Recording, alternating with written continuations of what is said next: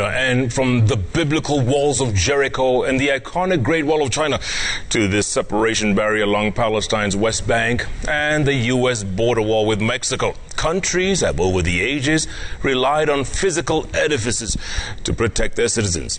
And after a spate of terrorist attacks in Kenya's northeast region, the coast and the capital, the Kenya government decided in 2015 that it was time to erect a wall along the border with Somalia.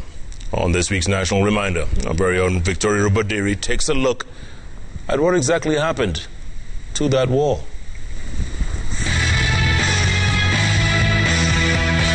From the onset, it was an enormous task. The mission to fence or wall the 700-kilometer-long Kenya-Somalia border sounded to many Kenyans like the proverbial mission impossible.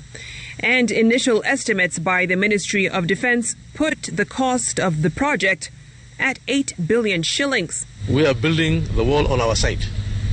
This is Kenyan territory where we are now. Anything above, beyond this point is Somalia. We're not building any wall in Somalia, we're building our wall in Kenya. That was back in June 2015. The construction of the wall was part of the government's strategy to contain attacks by Al-Shabaab militants from Somalia. The original plan was to have a series of concrete barriers, fences, 3-meter-deep trenches, and observation posts overlooked by CCTV stations stretching from the Indian Ocean to Mandera, where both countries converge with Ethiopia. The project was divided into 3 parts. The northern sector from Mandera to El Wak, about 160 kilometers, to cost 3.5 billion shillings.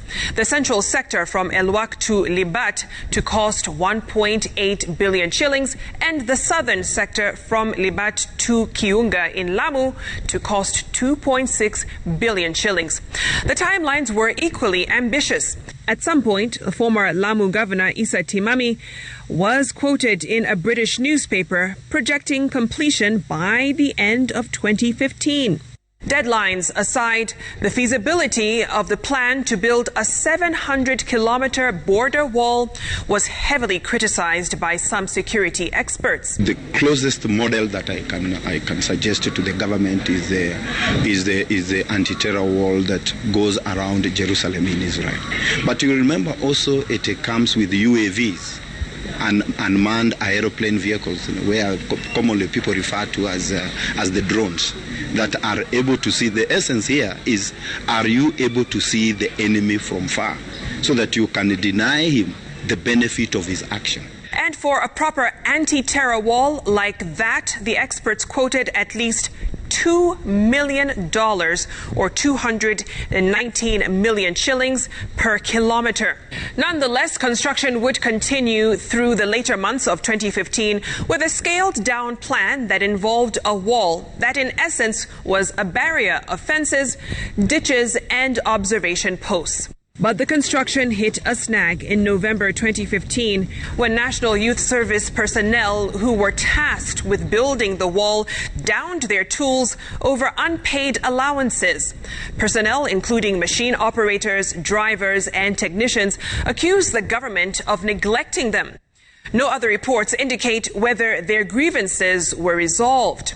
However, when it came to the status of the work, a local daily reported by that time only survey work had been completed, according to sources at the office coordinating the construction. Almost a year later, in October 2016, the NYS team deployed to build the wall again threatened to strike, this time over delayed pay. Well, this further delayed works that were to take at least 6 months. In the same month, Mandera leaders accused the national government of not taking the project seriously, despite resources having been provided. By that time, only a few poles had been erected on a 1.8-kilometer stretch, according to Mandera Governor Ali Roba. By December, almost 2 years after the project began, just 3 kilometers of the border wall was complete. Well, this is after the Kenya Defense Forces took over its construction. Following a site visit that same month, Major General Chepkuto from the Kenya Defense Forces Engineering Department said a stretch of 30 kilometers would be completed in the next 4 months. That would have been by April 2017. Well, that date came and went with no word on whether the 30 kilometers was fenced until a status update in January 2018. So far we have covered almost 8 kilometers of the border project. We have done another maybe 28 kilometers of bush clearing. 3 months later, the project stalled in March of 2018 when work stopped to allow for further negotiations between Kenya and Somalia regarding the wall. The issues to be discussed included the reason for the project, its effects on daily activities, and the fate of the homes of residents living on either side of the border. Well, there are no clear reports on whether the issues were ironed out and when work resumed, but in March of 2019, it was revealed only 10 kilometers of the wall had been constructed, with a whopping 3.4 billion shillings having already been pumped into the project. Well, that worked out to roughly 340 million shillings per kilometer. Well, this revelation was made when members of the National Assembly called for investigations into the use of funds. To date, there is no word on the progress of the project that started with the Ministry of Interior and was later handed over to the Ministry of Defense. What is, however, known is only 10 kilometers of the 700-kilometer border has some form of fence. That means it is a whole 690 kilometers to go. That's your national reminder of the week, lest you forget.